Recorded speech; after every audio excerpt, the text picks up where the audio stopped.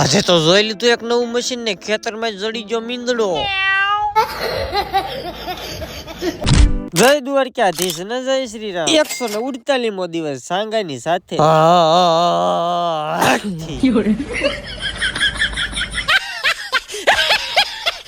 રખડતો ભટકતો રેડિયા રહી ગયો સિંગ ના ઢગલે. એમ તો સિંગ નું ખોળું ક્યાં દૂનું લેવા જઈશ, પણ હું આજ દેખાડું. એમાં મને એમ થયું કે અહીંયા નકરું બ્લેન્કેટ પડ્યું છે. ખોલીને જોયું કા તો મારા સિંતનભાઈ નીકળ્યા. અને બાપુની ઘોડીને ઘોડે વ્યાયામ કરી ગયો લાગે છે. કેસે લોગ રહેતે हैं. હવે મસ્તી પછી પેલા હું મેન કામ કરી લઉં. હું અહીંયા આવ્યો તો મારા પપ્પાને પગે લાગ્યો અને રોજની જેમ ખોલી નાખ્યું ગેરેજ.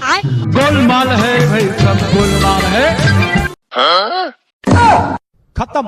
बाय बाय, टाटा, गुड बाय, गया.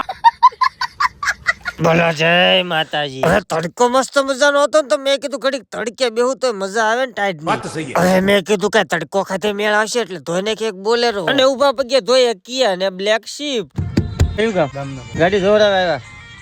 કેમ છે અમારું કામ? એક નંબર કામ કરો ભાઈ. અડધી કલાક 1.5 કલાક જેવું થવા આવ્યું, હજી વારો આવ્યો નથી. આવા ગીત સાંભળવું. કેરી ગાડી કેટલામાં પડે ભાઈ? આપણે તો ડ્રાઈવર છે. अरे तुम्हारी जात ना साला खदड़ा.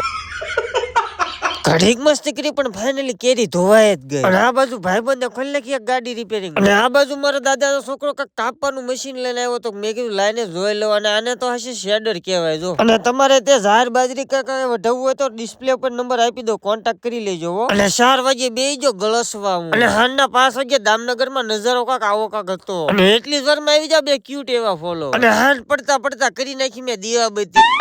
પણ લે આલે બાકસ તો અવાજ્યું લાગે. તમારે અરે બોલો જય આજ્ઞામાં શક્તિ.